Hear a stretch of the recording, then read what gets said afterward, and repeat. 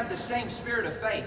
The same spirit of faith that David had, the same spirit of faith that Moses had, the same spirit of faith that Abraham had, the same spirit of faith that Jesus had. And it says when we see something in the Word of God, we choose to believe it and we choose to say it. And what is he saying? In order to get God to show up, in order for us to know that we're protected, he says this is something that each of us must do. I will say, not over your life, yeah, I'm praying for you, but in order for this to show up for me, I will say, in the midst of coronavirus, he is my healer.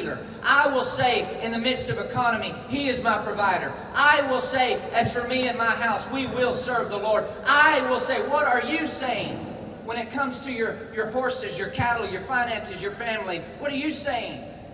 The Bible says the power of life and death is in the tongue. What are you saying? Are you saying, God, you're my refuge? Are you saying that, God, you're my healer? Now notice verse 3 and 4. Because then it says this is what God does. When we are abiding, we are dwelling, we are saying, say, that's my part. That's my part. Then God says, this is my part. Verse 3, then he will deliver you from the snare of the fowler and from the deadly pestilence, from the deadly pestilence. Then, when I'm abiding and I'm dwelling and I'm going after God, now listen, when I'm saying going after God, this does not mean perfect. There's not one of us perfect, but it means that we're staying in the game. Just because we cut one in the rear out here in the pen, we're not going to cut our ropes up most of the time. If you do, you go buy another one. No, but you stay in the practice pen. You keep showing up. It's the same way in life. You're going to make mistakes, but keep showing up. Keep coming to church. Keep getting in the Word. Keep receiving forgiveness. Keep receiving the mercy of God. Keep showing up. He says, when you keep abiding and living and dwelling and going after God, when you fall down, you get back up and you're saying, God, you're my refuge. And you're saying, God, you're my healer. And you're saying, he says, then he will deliver you from the snare of the fowler and from the coronavirus. Then he will deliver you from sickness and disease. Then, when I'm abiding, then he says, deliverance comes. Say then. Then. And he goes on to say, then he will cover me with his pinions. Under his wings shall I trust and find refuge. His truth and faithfulness are a shield and a buckler.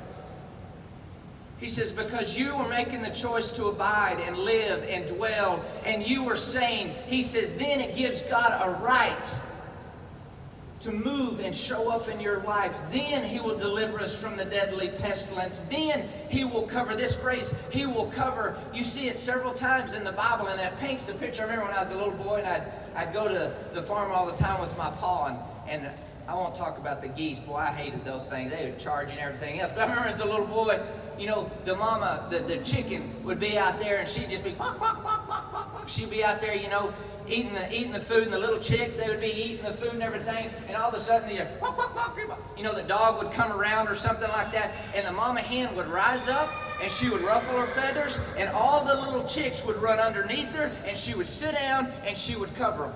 See, we thought it was just noise, but that was chicken, forget your tail, underneath mama.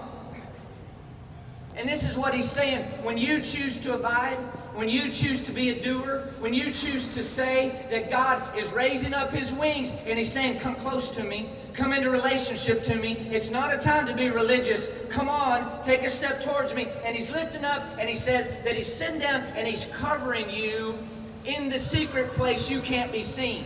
In the secret place, the devil can't find you. In the secret place, coronavirus doesn't win. In the secret place, no devil in hell can take you out. In the secret place, he's covering you with his feathers and his wings. But see, that's God's part. Once we give him a right to move, faith, please hear this.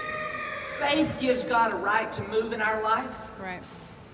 Like fear, listen, fear gives Satan a right to move in our life. That's right. Fear is just perverted faith. Yeah.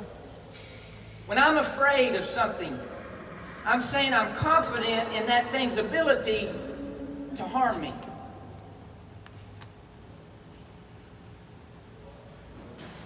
And is our country in a state of faith right now or fear? Fear. That's why it's so important for you and I. We can't control the whole world, but we can control us. That's right. For us to rise up and say, you're my refuge, you're my fortress, you're my high tower, you're my healer, you're my protector. It's important what we say. Say. Say. What am I saying? What am I saying?